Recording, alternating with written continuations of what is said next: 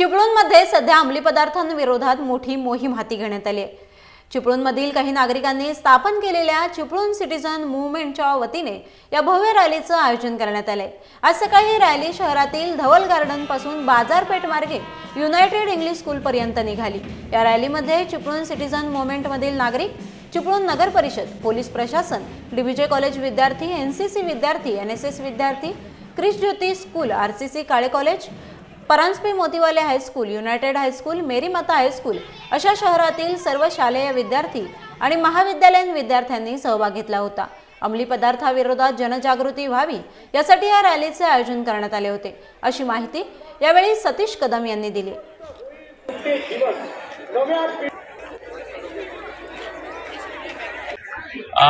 ही rally महत्त्वाची म्हणजे ड्रग्सच्या विरोधात आहे। चिपळूण शहराला गेल्या 3-4 वर्षामध्ये ड्रग्सचा काही विळखा बसलेला आहे आणि यामध्ये तरुण पिढी, विशेष करून कॉलेजची, शाळांची मुलं याच्यामध्ये थोडी कचाट्यात अडकलेली आहेत आणि असे रिपोर्ट्स आमच्याकडे आले। हे सगळं लक्षात घेता 3 महिन्यापूर्वी आम्ही नागरिक एकत्र येऊन चिपळूण सिटीजन मूव्हमेंटची स्थापना केली आणि ड्रग्सच्या विरोधात एक अभियान आम्ही ओपन केलं।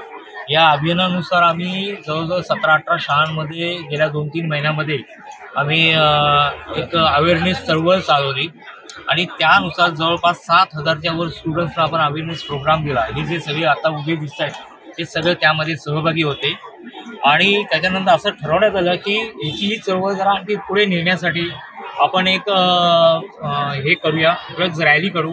ही महारॅली जी तुम्हाला दिसते ते या रॅलीमध्ये अनेक शाळांचे, स्कूलचे, कॉलेजचे स्टुडंट्स सहभागी आहेत आणि मला सांगायला आणखी समाधान असं वाटतंय, आमच्याबरोबर चिपळूण नगर परिषद आमच्याबरोबर ह्याबरोबर सहभागी झालेली आहे, सक्रिय सहभागी झालेली आहेत आणि हे अभियान इथंच थांबणार नाही तर याच्या पुढेही चालू राहणार आहे।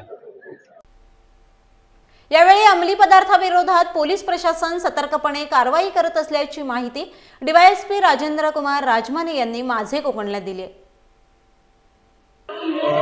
चिपळूणमध्ये मी आल्यानंतर तसेच शासनाचे देखील स्ट्रिक्ट आदेश आहेत, कोणत्याही प्रकारे ड्रग्सला किंवा अंमली पदार्थाला कोणत्याही प्रकारे थारा दिला जाऊ नये। या अनुषंगाने आम्ही त्याची जोरदार मोहीम राबवून चिपळूणमध्ये आतापर्यंत ज्या ज्या ठिकाणी अशा गोष्टी चालत होत्या त्या ठिकाणचा माहिती काढून आतापर्यंत कमीत कमी 10 ते 12 गुन्हे या अनुषंगाने दाखल केलेले आहेत आणि त्याचप्रमाणे या शहरामध्ये आणि जनजागृती करण्यासाठी जनतेमध्ये आम्ही जनतेचा देखील सहभाग यामध्ये घेतलेला आहे, विद्यार्थ्यांचा सहभाग घेतलेला आहे आणि त्यांच्या अनुषंगानं एक चिपळूण सिटीजन्स मूव्हमेंट असं जनतेनं स्वतः स्थापन करून आम्हाला सहकार्य करून त्याच्यामध्ये एक लहान मुलांची, सर्व विद्यार्थ्यांची रॅली शहरातून काढून जनतेमध्ये एक अवेअरनेस करण्याचे काम आमच्यासाठी करत आहे आणि आम्ही सर्वजण मिळून या अंमली पदार्थ विरोधी